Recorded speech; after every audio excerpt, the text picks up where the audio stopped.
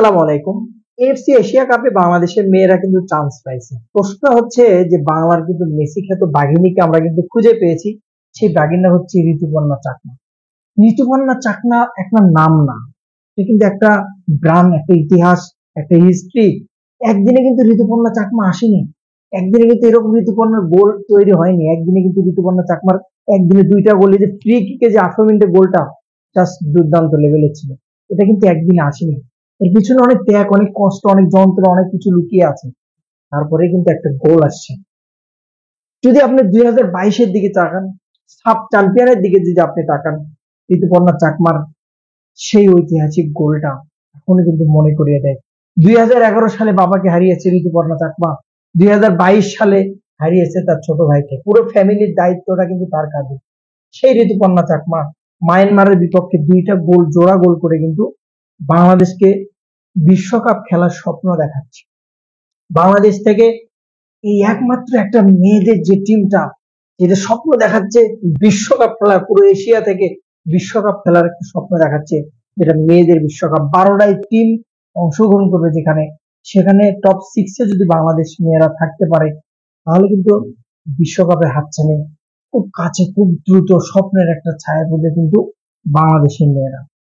ঋতুপর্ণা চাকমার জীবনটা ছিল এক বিচিত্র। যখন ক্লাস 3-তে পড়ে ঋতুপর্ণা চাকমা, তখন তার পায়ে প্রথম যখন বলটাতে লাথি দিয়েছিল, সেই পায়ের যে বুড়ো আঙ্গুলের যে আঙ্গুলটা ছিল, অর্থাৎ যেটাকে চারা বলি আমরা, যেটাকে চারাটা কিন্তু তার ছিন্ন বিচ্ছিন্ন হয়ে গেছিল, উঠে গিয়েছিল। একটা সময় মনে হচ্ছিল তার ফুটবলটা সে ছেড়ে দেবে, কিন্তু সে ছাড়তে পারেনি। তার রক্তে মিশে গিয়েছিল ফুটবল। যখন তার ভাই মারা গেল, তখন তার বাবা মৃত্যুবরণ করলো, সেই সময় সেই সিচুয়েশন, সেই মুহূর্ততে এসেও কিন্তু সে ফুটবলের প্রতি নিজেকে আকৃষ্ট করেছে, বিলীন করেছে, ভালোবেসেছে। 2016 সাল যখন বিকেএসপি তে চান্স পাইলো, তখন কিন্তু ঋতুপর্ণা চাকমা 2 মাস 3 মাস কন্টিনিউ করার পরে খেলবে, যে খেলার টাকাটা কিন্তু সে বহন করতে পারছিল না। তার মেজ বোনের কানের দুল বিক্রি করে হলেও কিন্তু সে বিকেএসপি তে একটা সময় কিন্তু ফুটবল খেলার জন্য নিজেকে বিসর্জন, নিজেকে ত্যাগ প্রতীক্ষায় কিন্তু প্রস্তুত করেছে। এই সেই ঋতুপর্ণা চাকমা, যার মেজ বোনের কানের দুল বিক্রি করার টাকা দিয়ে কিন্তু একটা সময় বিকেএসপি তে সফলতা। সেই সময় বাংলাদেশের ফুটবল এতটা বিস্তৃত ছিল না, এরকম বাংলাদেশের ফুটবল কেউ চিনত না। বাংলাদেশের ফুটবলের জোয়ার তো তখনই আসলো যখন ঋতুপর্ণারা 2022 সালে সাব চ্যাম্পিয়নে বাংলাদেশকে একটা সুন্দর একটা মেডেল নিয়ে আসে দিল, চ্যাম্পিয়ন করে নিয়ে আসলো। তখনই তো ফুটবলের জোয়ার। বর্তমানে যুগ হামজাদের যুগ, সমিতের যুগ, আহমেদের যুগ, কিন্তু তার আগের যুগ কিন্তু ছিল জামাল ভুইয়াদের, এটা আপনি মনে রাখতে হবে। ঋতুপর্ণার যুদ্ধ, এই যে খন্ডারি, কালকে 18 মিনিটের গোলটা ছিল দেখার মতো।